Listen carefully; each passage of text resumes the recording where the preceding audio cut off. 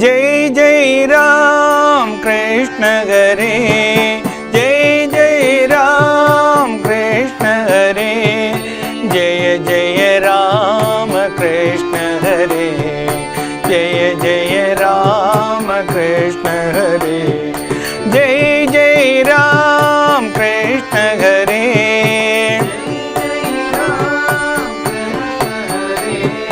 जय जय राम कृष्ण हरे।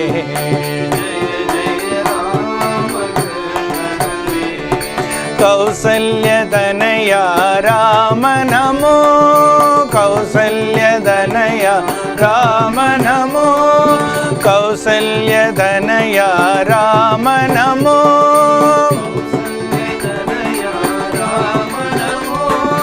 देवकी नंदन कृष्ण नमो, देवकी नंदन कृष्ण नमो, जय जय राम कृष्ण हरे,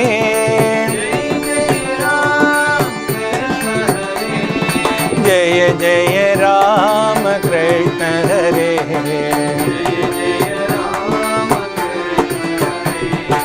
दशरथ नंदन राम नमो, दशरथ नंदन राम नमो, वसुदेव नंदन कृष्ण नमो,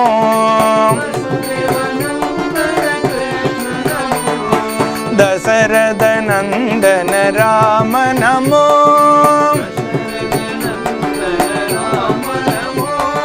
वसुदेव नंदन कृष्ण नमो,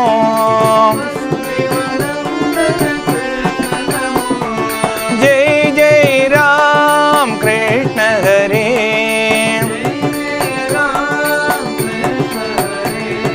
जय जय राम कृष्ण हरे,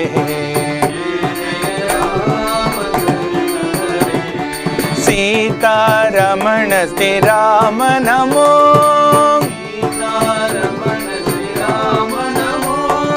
सीतारमण श्री राम नमो,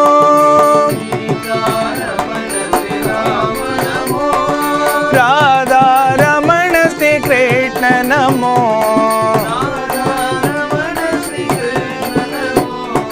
राधा रमण श्री कृष्ण नमो,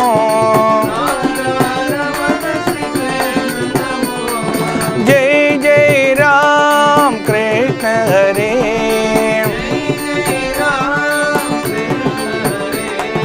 जय जय राम कृष्ण हरे,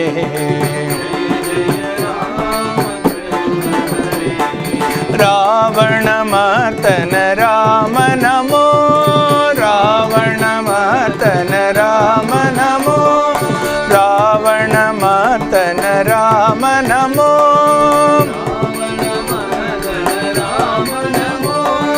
कंस विमर्दन कृष्ण नमो, कंस विमर्दन कृष्ण, कंस विमर्दन कृष्ण नमो, कंस विमर्दन कृष्ण नमो, जय जय राम कृष्ण हरे,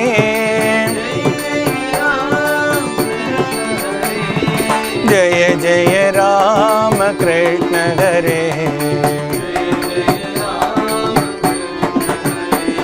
जय जय राम कृष्ण हरे, जय जय राम कृष्ण हरे, जय जय राम कृष्ण हरे, सीतारमण श्री राम नमो, सीतारमण श्री राम नमो, राधा रमण श्री कृष्ण नमो, राधा रमण श्री कृष्ण नमो, जय जय राम कृष्ण हरे, जय जय राम कृष्ण हरे, जय जय राम कृष्ण हरे,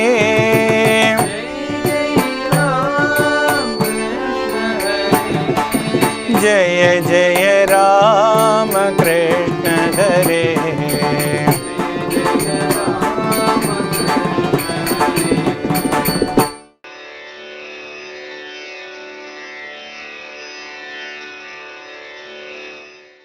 எவருடைய தரிசனத்தால் இச்சகத்திச்சை நீங்கும்.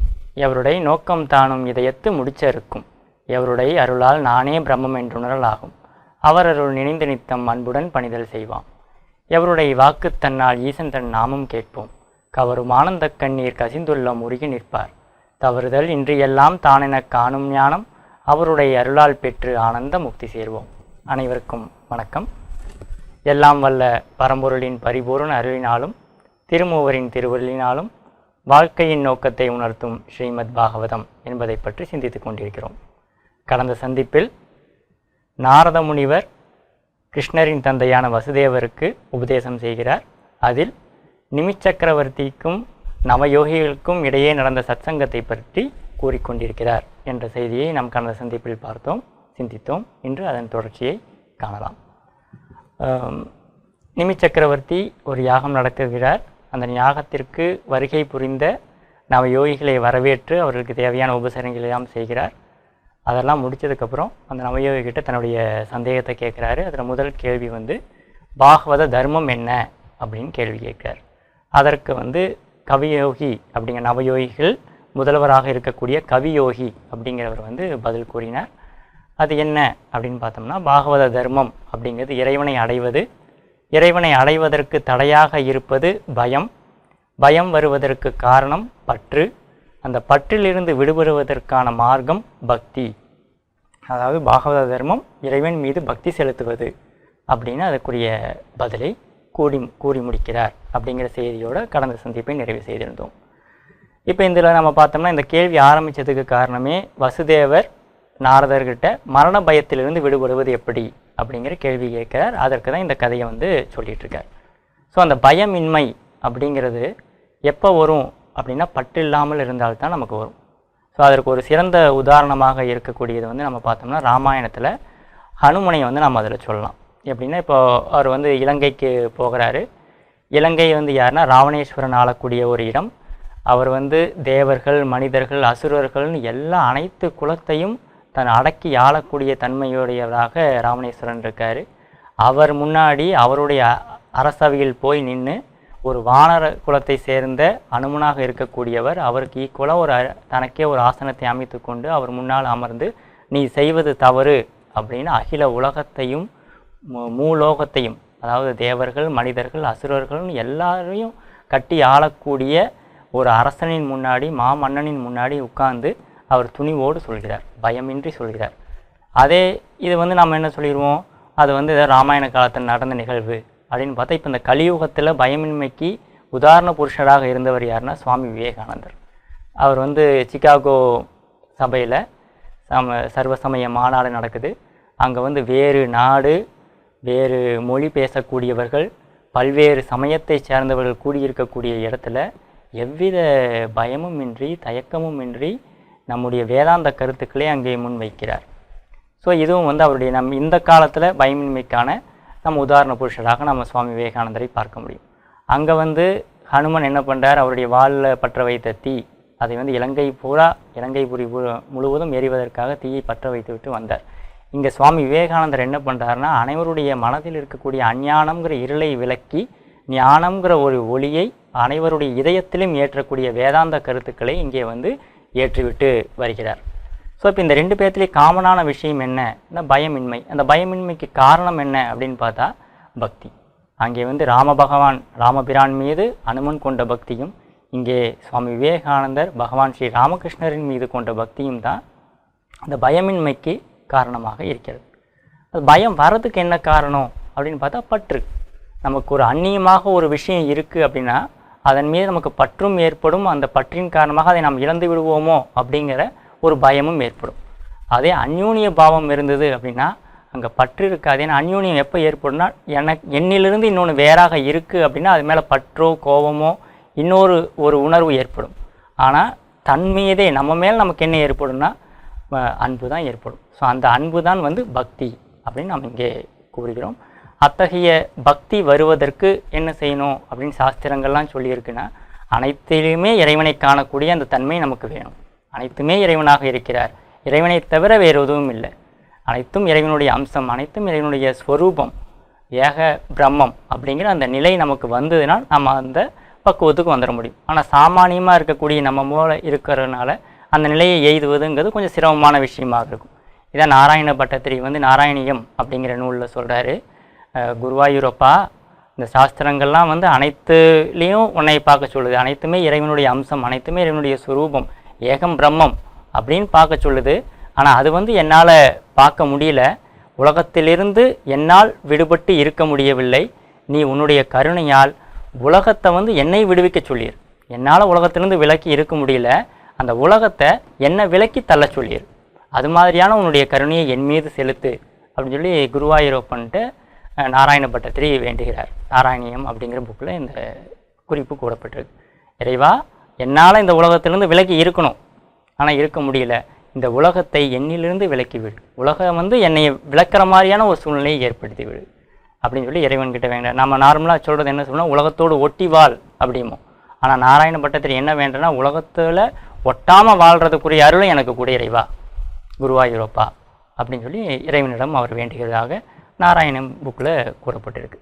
ஸோ இப்போ இது போல் நாம் என்ன செய்யணும், நம்முடைய பற்று வந்து இறைவன் மீது செலுத்த முடியல அப்படிங்கிறப்ப இறைவன்கிட்ட நம்ம கருணையாக கேட்க வேண்டிய விஷயம் இதுதான். இறைவனுடைய கருணை நம்ம மேலே இருக்குங்கிறத நம்ம எப்படி புரிஞ்சுக்கலாம் அப்படின்னா, நம்ம நார்மலாக கருணை அப்படின்னா நம்ம வசதி வாய்ப்போடு இருக்கிறது, பேர் புகழோடு இருப்பது, பணம் எல்லாம், இந்த வாகன வசதி இதெல்லாம் இருந்துச்சு, நம்ம நினச்சது நடந்துச்சு, நம்ம கேட்டது கிடச்சுன்னா இறைவனுடைய கருணை நமக்கு இருக்குது அப்படின்னு நம்ம சொல்கிறோம், ஜென்ரலாக சொல்லக்கூடிய வார்த்தைகள். ஆனால் அது வந்து கருணை அல்ல, மாறாக அதனால் நம்மளை சோதிக்கக்கூடிய சோதனை. இறைவன் வந்து நம்ம டெஸ்ட் பண்ணுறாருன்னு அர்த்தம். இதெல்லாம் கொடுத்து கேட்டதெல்லாம் கொடுத்து நம்ம அந்த பக்குவ நிலையில் இருக்கோமா, இல்லை நான் எனதுங்கிற அந்த அகங்கார செருக்கோடு திரிகிறோமா அப்படின்னு சொல்லி இறைவன் நம்மளை டெஸ்ட் பண்ணுறதுக்காக நம்ம கேட்டதெல்லாம் கொடுக்குறாரு, நமக்கு தேவையான வசதியெல்லாம் ஏற்படுத்தி தந்திருக்கார் அப்படின்னா அதை நம்மை சோதனை காலமாக நாம் எடுத்துக்கொள்ள வேண்டும்.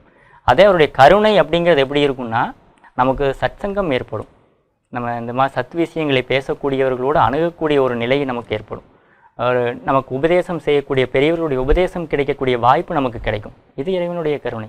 இது மட்டும்தான் கருணை. ஏன்னா நமக்கு கஷ்டம் மேலே கஷ்டம் வந்துகிட்டே இருக்கும். ஒரு கஷ்டம் முடிஞ்சால் இன்னொரு கஷ்டம், இன்னொரு கஷ்டம் முடிஞ்சால் இன்னொரு கஷ்டம், வாழ்க்கையே துன்பமாக இருக்குது, கஷ்டம் மேலே கஷ்டம் வந்துகிட்டே இருக்குன்னா இறைவனுடைய கருணை நமக்கு உடனே கிடச்சிட்ருக்குன்னு அர்த்தம். ஏன்னா யாருக்கு கஷ்டம் வருதோ, கஷ்டம் வரப்போ நமக்கு என்னாகனா அந்த உலகத்தின் மீது கொண்ட பற்றிலிருந்து நம்ம ஆட்டோமேட்டிக்காக விடுபடுறோம். நாராயண பட்டத்திரி கேட்ட மாதிரி, இந்த என்னால் உலகத்திலேருந்து விடுபட முடியல, உலகத்தை என்னை விளக்குற மாதிரி செஞ்சிரு. அப்போ நமக்கு என்ன, இந்த கஷ்டம் வரப்போ ஆட்டோமேட்டிக்காக உலகத்தின் மேலே கொண்ட பற்று வந்து நமக்கு குறைய ஆரம்பிக்கும், இறைவன் மீது ஏற்படக்கூடிய ஒட்டுதல் அதிகமாக ஆரம்பிக்கும். ஸோ அதனால தான் நம்ம குந்தி தேவி கூட என்ன செய்கிறாங்கன்னா, நம்ம பாகவத்தில் முன்னாடி ஒரு பகுதியிலையும் பார்த்துருக்கோம், எனக்கு கிருஷ்ணா கஷ்டத்தை கொடுத்துக்கிட்டே இரு, ஏன்னா அந்த கஷ்டம் கொடுத்தா தான் நான் உன்னையும் நினைக்க முடியும். அப்போ அந்த உன்னை நினைக்கிறதுக்கு எந்த விஷயம் எனக்கு ஆதரவாக இருக்குமோ அந்த விஷயத்தை எனக்கு கண்டினியூஸாக கொடுத்துட்டே இரு, கண்டினியூஸாக எனக்கு கஷ்டத்தை கொடுத்துட்டே இரு, நான் அப்போ தான் உன்னை நினைக்க முடியுங்கிறார். அதே போல் தான் நாராயண பட்டத்திரின்னு சொல்கிறார், குருவாயூரப்பா நோய் அப்படிங்கிற ஒரு நண்பனை என்னிடம் அனுப்பி என்னை உன்னிடம் அழைத்து வருவதற்கு நீ ஏற்பாடு செய்தார். நோய்ங்கிறத நண்பன் அப்படிங்கிறார். ஏன்னா அந்த நண்பன் மட்டும் என் கூட வரல, நோய் எனக்கு வரல அப்படின்னா நான் இப்போ வேண்டாம், அப்புறம் பார்த்துக்கலாம், வயோதிக காலத்தில் பார்த்துக்கலாம், இன்னும் டைம் இருக்குது அப்படின்னு சொல்லி உன்னை பற்றிய சிந்தனையே எனக்கு வராமல் போயிருக்கும். அந்த சிந்தனை ஏற்படுவதற்காக நோய்ங்கிற ஒரு நண்பனை எனக்கு கொடுத்து அந்த நண்பன் மூலமாக உன்னிடம் என்னை அழைத்து வந்தாய் அப்படின்னு சொல்லி சொல்கிறார். ஸோ அப்போ அந்த துன்பம் அப்படிங்கிறது கூட இறைவனுடைய கருணை. சத்சங்கத்தை ஏற்படுத்துவார், அடுத்தது நமக்கான உபதேசத்தை ஒரு பெரியவர்கள் மூலமாக கிடைப்பதற்கு வழி செய்வார், அடுத்தது துன்பம் நமக்கு வாழ்க்கையில் வந்துக்கிட்டே இருக்குன்னா அது இறைவனுடைய கருணை அப்படின்னு நம்ம பார்ப்போம். இதுக்கு அடுத்தது இன்னும் என்ன பண்ணுவார்னா, எந்த விஷயத்து மேலே நம்ம ரொம்ப பற்று வைத்திருக்கிறோமோ அந்த விஷயத்தை நம்மகிட்ட பறிச்சிடுவார்.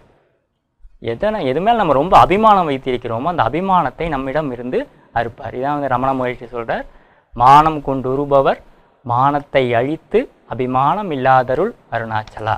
எந்த விஷயத்து மேலே ரொம்ப நம்ம மானம் வச்சுருக்கோமோ, ரொம்ப அபிமானம் வச்சுருக்கோமோ அந்த விஷயத்தை நம்மகிட்ட எடுத்து அந்த அபிமானத்தை இல்லாமல் அகங்காரம் இல்லாத ஒரு நிலையை வந்து இறைவன் தருவார். இதான் வந்து பாரதியாரும் தீராத விளையாட்டு பிள்ளை அப்படிங்கிற பாடலில் சொல்லியிருப்பார், தின்ன பழம் கொண்டு தருவான் பாதி தின்கின்ற போதிலே தட்டி பறிப்பான். இது என்னப்பா, இது கண்ணை கொண்டு வந்து பழத்தை தருவான், பாதி திங்கிறப்போ பிடுங்கிட்டு போயிடுவான். ஆனால் இது என்ன ஒரு இது அப்படின்னா, இந்த வாழ்க்கைங்கிற இந்த பழத்தை நம்மகிட்ட தந்திருக்கான், அதை நாம் என்ன செய்கிறோன்னா அதை கொடுத்தவனை மறந்துட்டு அந்த பழத்தினுடைய ருசியின் காரணமாக அந்த மாயையில் மயங்கி அதை கொடுத்த இறைவனை நாம் மறக்கிறோம். அப்படிங்கிறப்ப என்ன செய்வோன்னா அதை நினைவுபடுத்துவதற்காக பாதி தின்கின்ற போதிலே தட்டி பறிப்பான் அப்போ அந்த உலக மாயையில் மாட்டிக்க வேண்டாம் அப்படிங்கிறதுக்காக, அந்த மாயையிலிருந்து நம்மை மீட்டெடுப்பதற்காக அந்த வாழ்க்கை அந்த துன்பத்தை நமக்கு கொடுத்து நம்மை பக்குவப்படுத்தி அதை எச்சிப்படுத்தி கடித்து கொடுப்பான். அப்போ நமக்கு என்னென்னா, அவன் கைக்கு போயிட்டு வரப்போ கொடுத்தவனை நினைவு வைத்து கொண்டு இந்த வாழ்க்கையை வாழ்வோம். ஸோ அப்போ நமக்கு இங்கே வாழ்க்கையில் கண்டினியூஸாக ட்ரபிள்ஸ் வந்துகிட்டே இருக்குது, நம்ம நினச்சதெல்லாம் நம்ம இழந்துகிட்டே இருக்கோம் அப்படின்னா அது ஏதோ நம்ம சபிக்கப்பட்டவர்கள்னு அர்த்தம் கிடையாது. இறைவனுடைய அனுகிரகம் நமக்கு சதா சர்வ காலமும் இருக்கிறது. கருணை, துன்பம் வருதுன்னா கருணை. ஏன்னா அவன் நம்மளை தன் பக்கம் ஈர்ப்பதற்காக இங்கே நமக்கு துன்பத்தை கொடுத்து பக்குவப்படுத்தி தன்வயம் ஈர்க்கிறான் அப்படிங்கிற அர்த்தம். ஸோ இப்போ இந்த டாபிக் எதுக்காக வந்ததுன்னா, மரண பயம். ஏன்னா இந்த உலகத்தில் நம்மளால் நிச்சயமாக சொல்லக்கூடிய விஷயம், எத்தனையோ வேறுபாடு இருக்குது மனித குலத்தில். மொழி, மதம், இனம், நாடு, இன்னும் எத்தனையோ வேறுபாடுகள் இருந்தாலும் அனைத்து வேறுபாடுகளையும் கடந்து, ஏன் உயர்தினை அக்ரிணை அப்படிங்கிற வேறுபாடு கூட கடந்து அனைவரும் ஒன்றுபடக்கூடிய ஒரு இடம் எதுனா மரணம். ஏன்னா அது நிச்சயிக்கப்பட்ட ஒரு விஷயம். ஸோ அந்த மரணத்திலிருந்து விடுபடுவது எப்படி, அந்த மரணத்தை ஃபேஸ் பண்ணி கடந்து போகிறது எப்படி அப்படிங்கிறத சொல்கிறது தான் இந்த பாகவதம். ஸோ இப்போ 12th எக்ஸாம் நடந்திருக்கு அப்படின்னா, அந்த மாணவர்களுடைய வேலை தேர்வு வருங்கிறது அவங்களுக்கு தெரியும். அந்த தேர்வுக்காக அந்த ஒரு வருட காலமும் தனக்கு கொடுக்கப்பட்ட பாடத்திட்டங்களை படித்து அந்த தேர்வுக்கு ப்ரிப்பேர் ஆகிறது தான் அந்த மாணவனுடைய தர்மம், கடமை. அதே போல் இங்கே பாகவதர்கள் அப்படின்னா, பாகவதன் வேறு யாரும், நம்ம எல்லாம் அனைவருமே பாகவதர்கள் தான். நம்முடைய தர்மம் என்னவாக இருக்கும் அப்படின்னா, எப்படி அங்கே தேர்வுங்கிறது நிர்ணயிக்கப்பட்டதோ அதே போல் இங்கே மரணம்ங்கிறது நிர்ணயிக்கப்பட்ட முடிவு. அதுதான் வரும்னு தெரியும், அதை நோக்கி தான் நம்ம ட்ராவல் பண்ணிகிட்ருக்கோம். அப்போ அந்த மரணத்தை எதிர்கொள்வதற்கும் அதை டிரான்சென்ட் பண்ணி கடந்து போகிறதுக்கும் நம்மளை நாமளே தகுதிப்படுத்தி கொள்ள வேண்டியது தான் ஒரு பாகவதர்களுடைய தர்மம், கடமை அப்படின்னு சொல்லி நம்ம கவிங்கிற யோகி எடுத்துக்கூறுகிறார். அப்போ அதுக்கான மார்க்கம் என்ன, நம்ம தகுதிப்படுத்திக்கிறதுக்கு என்ன மெத்தடில் நம்ம ஃபாலோ பண்ணணும்னா பக்தி. ஏன்னா என்னாலேயே எல்லாம் பண்ணிட முடியும் அப்படின்னு நினச்சோம்னா அது அகங்காரத்தை ஏற்படுத்தும். அதை நம்ம அதுக்கு தகுதி அடையவனாக விட்டு தகுதியை இழக்கச் செய்து விடும். அப்போ அந்த அகங்காரத்தை அழிப்பதற்கு இறைவன் மீது பக்தி செலுத்து. இறைவன் ஒருத்தர் இருக்கான், நமக்கு மேலே ஒரு பவர் இருக்குது, அவங்ககிட்ட சரணாகதி. ஸோ இதுதான் கவிங்கிற யோகி குறிப்பிடுகிறார். இப்போ பாகவதர்களுடைய தர்மம் என்ன அப்படின்னா பக்தி செலுத்துவது. ஸோ இதுக்கு பதில் கிடைத்தவுடன் நிமி சக்கரவர்த்தி அடுத்த ஒரு கேள்வியை கேட்கிறார். சரி, இப்போ பக்தி செலுத்துகிறோம் அப்படின்னா அந்த பக்தி நமக்கு வந்துருச்சு அப்படிங்கிறதுக்கான பக்தனுடைய அறிகுறிகள் என்ன, பக்தியினுடைய அறிகுறி என்ன, பக்தி வந்துருச்சு இறைவன் மீது நம்ம பக்தி செலுத்துகிறோம் அப்படின்னா அதனுடைய அறிகுறி என்னவாக இருக்கும் அப்படின்னு அடுத்த கேள்வியை கேட்கிறார். ஸோ இந்த கேள்விக்கு நம்ம யோகிகளில் இரண்டாவதாக இருக்கக்கூடிய ஹரி அப்படிங்கிற யோகி பதில் கூற துவங்குகிறார். அவர் என்ன சொல்கிறாருன்னா, பக்தனுடைய நிலையை சொல்கிறார். பக்தனில் 3 விதமான நிலை இருக்குது. கடைநிலை பக்தன், நடுத்தர பக்தன், சிறந்த பக்தன் அப்படிங்கிறார். கடைநிலை பக்தன் அப்படிங்கிறது என்னென்னா, இறைவன் அந்த உருவத்தில் மட்டும் இருக்கிறார், திருவுருவத்தில் மட்டும் இறைவன் இருக்கார், அந்த சிலையில் மட்டும் இருக்கார் அப்படின்னு சொல்லி கோயிலுக்கு போய் அங்கே வணங்கி விட்டு வருவது அப்படிங்கிறது ஒரு கடைநிலை பக்தனுடைய நிலை. அதுக்கடுத்து நடுத்தர பக்தன் அப்படின்னா என்னென்னா, காண்கக்கூடிய அனைத்து பொருட்களையும் இறைவன் இருக்கான் அப்படின்னு அனைத்து உயிர்களின் மீதும் அன்பு செலுத்துவது, அஞ்ஞானத்தில் இருக்கிறவர் மேலே கருணை கொண்டு அவர்களையும் நல்வழிப்படுத்துவதற்காக முயற்சி செய்வது. அதை விட முக்கியமானது இறைவனுடைய எதிரிகளிடமிருந்து விலகி இருப்பது. ஸோ இது நடுத்தர பக்தனுடைய குவாலிட்டிஸ். அதாவது அனைத்து உயிர்களின் மீதும் அன்பு செலுத்துவது, அஞ்ஞானிகளின் மீது கருணை கொள்வது, இறைவனுடைய எதிரிகளிடமிருந்து விலகி இருப்பது. இறைவனுடைய எதிரினா யார், இறைவனுக்கு யார் எதிரி அப்படின்னு பார்த்தோம்னா, எதிரினா வேறு யாரோ ராவணனோ கும்பகர்ணனோ அப்படின்னு எடுத்துக்கக்கூடாது. நம்மிடம் இருக்கக்கூடிய அந்த பகைவர்கள் தான் இறைவனுக்கான எதிரி. அதாவது இறைவனிடமிருந்து நம்மளை பிரிக்கக்கூடிய ஆசை, கோபம், பொறாமை, போட்டி, அகங்காரம், இதெல்லாம் நம்ம இறைவனுடைய எதிரிகள் அப்படின்னு சொல்கிறாங்க. அதிலிருந்து விழிப்புணர்வோடு ஆசைப்படாமல், கோபப்படாமல், நம்மை நாமே பக்குவப்படுத்தி கொண்டு இறைவன் மீது நாட்டம் செலுத்துவது அப்படிங்கிறது நடுத்தர பக்தனுடைய குவாலிட்டிஸ். 3வது விஷயம், சிறந்த பக்தன் அப்படிங்கிறது யாருன்னா, அங்கே பக்தன் பகவான் அப்படிங்கிற நிலையை கடந்து தன்னுள்ளே இறைவனையும், இறைவனுள்ளே தன்னையும், தன்னுள்ளே அனைத்தையும், அனைத்தினுள்ளே தன்னையும் காணக்கூடிய அந்த திருஷ்டி. அங்கே இறைவன், பகவான் இல்லை பக்தன் அப்படிங்கிற அந்த பேதம், அந்த லைனே கிடையாது. பகவான் தனியாக தெரிஞ்சுக்கிட்டே இருக்கான், பக்தன் தனியாக ஒரு தெரிந்துகிட்டே இருக்கான்னா நாம் இந்த ஞான நிலை, இந்த பக்தி செலுத்துவதில் பயனே கிடையாது.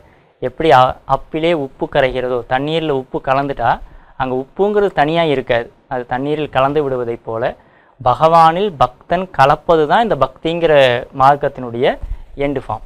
ஏன்னா அங்கே இன்னொன்று ரெண்டாவதுன்னு ஒரு விஷயம் வந்துச்சுன்னா ஆட்டோமேட்டிக்காக பயம் வர ஆரம்பிச்சிடும், இல்லை பற்று வர ஆரம்பிச்சிடும், அது இந்த உலக பந்தத்தில் நம்மளை ஈடுபடுத்த ஆரம்பிச்சிடும்.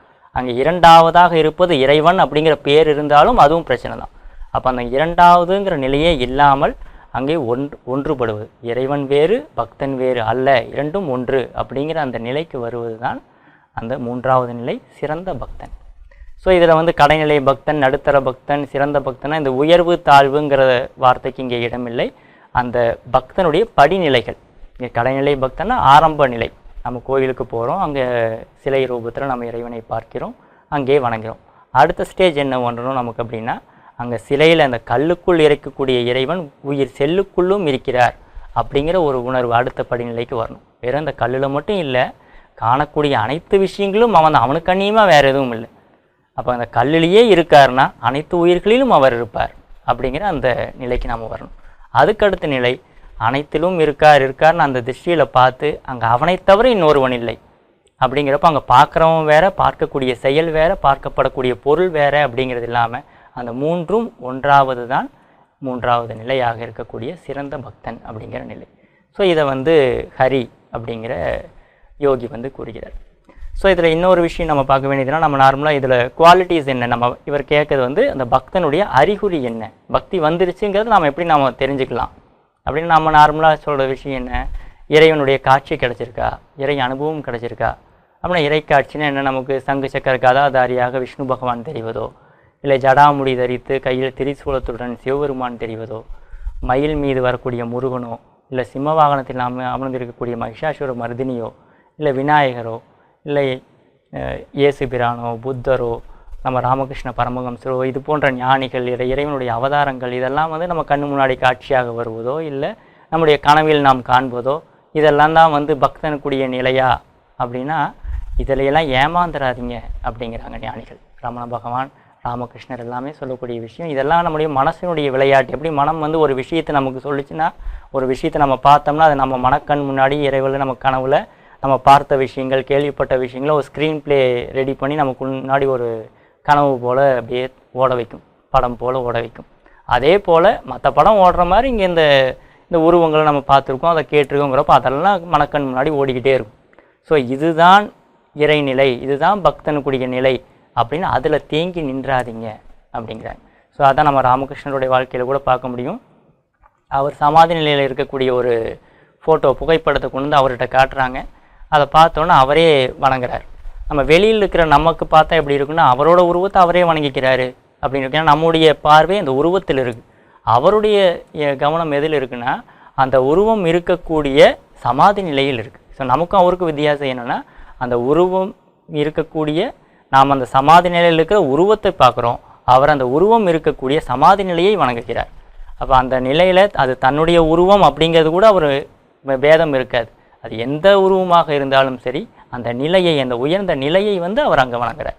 ஸோ இதே போல் தான் ரமண பகவான்கிட்ட அவர் வந்து அருணாச்சல திருவண்ணாமலையை பார்த்துட்ருக்கார். என்ன பகவானை பார்த்துட்ருக்கீங்கன்னா, என்னையே நான் பார்த்துட்ருக்கேன் அப்படிங்கிறார். அப்போ அங்கே என்னென்னா அந்த அனித்திய பாவமே கிடையாது.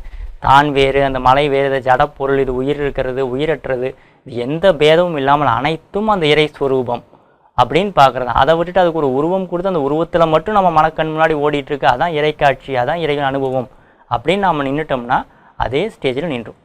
இதான் வந்து சில வேறு அடுத்த ஸ்டெப் நம்ம என்ன நினைப்போம், நமக்கு மிராக்கிள்ஸ், சித்து, மேஜிக் பண்ணுறது, இதெல்லாம் வந்து நம்மளுடைய இறை அனுபவத்தில் வந்துடும், பக்தனுக்குரிய நிலை. அடுத்த ஸ்டெப் அது நினைப்போம். ஸோ அதுக்கும் ராமகிருஷ்ணர் ஒரு அழகாக ஒரு கதை சொல்கிறாரு. ஒருத்தன் வந்து ஒரு கடினமாக முயற்சி செய்து பல வருடங்களாக முயன்று என்ன பண்ணுறாருன்னா, தண்ணியில் நடக்கக்கூடிய வித்தையை கற்றுக்கிறார். தண்ணியில் இக்கரையிலேருந்து அக்கறைக்கு ஆற்றில் படகோட உதவியே இல்லாமல் வெறும் நம்ம எப்படி தரையில் நடப்போமோ அதே மாதிரி தண்ணியில் நடக்கக்கூடிய வித்தையை கற்று வச்சுருக்கார். அதை ட்ரெயின் ஆகிட்டார். அவரோட குரு ஒரு தடவை அங்கே அவரை பார்ப்பதற்காக வருகிறார். அவரை வணங்கிட்டு அவர்கிட்ட வந்து, நான் இது மாதிரி முயற்சி செய்து ஒரு கலையை கற்றுருக்கேன், ஒரு வித்தையை நான் கற்றுருக்கேன், ஒரு சித்தை நாம் கற்றுருக்கேன் அப்படின்னு சொல்லி அதை உங்களுக்கு செஞ்சு காட்டுறேன்னு சொல்லி ஆற்றுல இந்த சைட்லேருந்து அந்த சைடு நடக்கிறார். அங்கேருந்து இங்கே நடக்கிறாரு. அவர் மனசுக்குள்ளே தன்னுடைய குரு வந்து தன்னை பாராட்ட போகிறார், நம்ம ரொம்ப பெருமையாக நினைப்பார் அப்படின்னு சொல்லி இங்கேருந்து அங்கே நடக்கிறார். அங்கேருந்து இங்கே வராரு. வந்து மறுபடியும் குருவை வணங்குறார். குருவும் வந்து அவரை, பரவாயில்லப்பா, நீ நல்லா ட்ரைனிங் எடுத்திருக்க, உன்னோட வாழ்க்கையில் அப்போ இருந்த காலகட்டத்தை படி சொல்கிறார், உன்னுடைய வாழ்க்கையில் நீ ஒரு 50 பைசாவை நீ மிச்சம் பண்ணியிருக்க. ஏன்னா நீ ஒரு படகுல இங்கிருந்து அங்கே போயிட்டு வர்றதுக்கு அப்போ வந்து 50 பைசா ஆகுது அப்படின்னா அதை நீ இப்போ தண்ணியில் நடந்து உன் வித்தையை கற்று நீ என்ன பண்ணியிருக்கேன்னா உன்னோட வாழ்க்கையில் ஒரு 50 பைசாவை நீ மிச்சம் செய்திருக்கிறாய் அப்படிங்கிற. ஸோ நாம் எந்த விஷயத்தை பெரிய அசாதாரண விஷயம் சாதனை அப்படின்னு நினைக்கிறோமோ அதெல்லாம் எப்படின்னா இந்த தண்ணீரில் நடந்து அந்த படகு செய்கிற வேலையை செஞ்சு ஒரு 50 பைசாவை மிச்சம் பண்ணுறதுக்காக நமக்கு கிடைத்தற்கரிய இந்த வாழ்க்கை இந்த மனித பிறவியில் எத்தனையோ வருடங்களை நம்ம என்ன செஞ்சுருக்குன்னா இது மாதிரி இருக்கக்கூடிய விஷயங்கள் எதெல்லாம் பெரிய சாதனைன்னு நினச்சி அதற்காக நம்முடைய வாழ்நாளை நாம் விரயம் செய்து கொண்டிருக்கிறோம். ஸோ இதுதான் சித்து, இதுதான் இறைவனுக்கு நாம் அடையிறதுக்கான வழின்னு சொல்லி நேரத்தை விரயம் செய்தால் நம்ம வந்த பர்பஸ் சால்வ் ஆகாமல் மீண்டும் மீண்டும் இதே போல் ஏதோ சித்து வேலையை செஞ்சுட்டு வாழ்க்கையை இழந்து விடுவோம். ஸோ அதில் நின்றாதீங்க அப்படிங்கிறாங்க. ஸோ இதை ரமண பகவானும் சொல்கிறார். சித்தமாய் உளவொருதை சேர்ந்திருத்தல் சித்தி பிற சித்தி எல்லாம் சொப்பனமாம் சித்திகளே நித்திரை வித்திங்கு ஓர்ந்தால் அவை மெய்யோ உண்மை உணர்ந்தார் பொய்மை தீர்ந்தார் உளரோ கலரு அப்படிங்கிற. அதாவது சித்துனால் நிறைந்த சித்தமே உருவாக இருக்கக்கூடிய அந்த இறைவனோடு சேர்ந்து இல்லாமல் பிற இந்த சித்து வேலைகள் எல்லாம் செய்வது எதை போன்றது என்றால் சொப்பனமாம் சித்திகளே. எப்படி கனவுல நம்ம நிறையா மேஜிக்ஸ் எல்லாம் நம்ம கனவுலேயே நம்ம கற்பனை செய்து பார்த்து கொள்கிறோமோ அதே போல தான் இங்கே நடக்கிறது. ஏன்னா இதுவும் ஒரு கனவு தான். ஸோ இதில் வரக்கூடிய இந்த சித்து விஷயங்களில் நம்முடைய மனதை லயிக்க வைத்து அதிலேயே நம்ம நேரத்தை ஸ்பெண்ட் பண்ணிடக்கூடாது அப்படின்னு சொல்லி ரமண பகவான் சொல்கிறார். சரி, அப்புறம் எதுதான் நம்முடைய குவாலிட்டி, பக்தனுக்குரிய குவாலிட்டி அப்படிங்கிறது எதா இருக்கும்? நம்ம பக்தியில் நம்ம வந்துருச்சு நமக்கு அப்படிங்கிறதுக்குன்னா அறிகுறி என்ன? உண்மையான பக்தனுக்குரிய அறிகுறி என்னவாக இருக்கும் அப்படின்னா அவனிடம் இயல்பாகவே அமைதி இருக்கும், அவனிடம் அன்பு இருக்கும், பயமின்மை, எதன் மீதும் பற்றற்ற நிலை, அனைத்தையும் ஒன்றாக பார்க்கக்கூடிய சம திருஷ்டி, அகங்கார நாசம், இதெல்லாம் தான் ஒரு பக்தனுடைய குவாலிட்டி. இப்போ பக்தி நமக்கு வந்துருச்சுன்னா நமக்கு அன்பு இருக்கணும், இயல்பான ஒரு அன்பு, எதன் மீதும் பற்றில்லாத தன்மை, எதன் மீதும் பயம் இல்லை, எனக்கு கிட்ட இழக்கிறதுக்கு எதுவும் இல்லை அப்படிங்கிறப்ப எனக்கு எதன் மீதும் பற்றும் இல்லை பயமும் இல்லை. அகங்கார நாசம், நான் எனது அப்படிங்கிற அந்த அகங்காரம் இல்லாமல் இருக்கிறது, அனைத்தையும் சமமாக பார்ப்பது. இதுதான் ஒரு பக்தன் பக்தி நிலையில் படிநிலையில் உயர்ந்து கொண்டே இருக்கிறோம் அப்படின்னா அதற்கான அறிகுறிகள் இதுதான் அப்படின்னு சொல்லி ஹரி அப்படிங்கிற யோகி நிமி சக்கரவர்த்திக்கு கூறுகிறார். இதன் தொடர்ச்சியை நாம் அடுத்த சந்திப்பில் சிந்திப்போம். வானாகி வானளந்த கோணாகி மண்ணாகி மண்ணொத்த மனமாகி தேனாகி தெவிட்டாத அமுதாகி ஊனாகி உள்ளுரையும் உயிராகி நானாகி தானற்ற நிலையுமாகி அதுவாகி இதுவாகி எதுமற்ற எல்லாமும் ஆகி உள்ளுரையும் தனிப்பொருளே உன்னை அறியும் வரமுருளே என எல்லாம் வல்ல இறைவனை வேண்டி விடைபெறுகிறேன். நன்றி, வணக்கம்.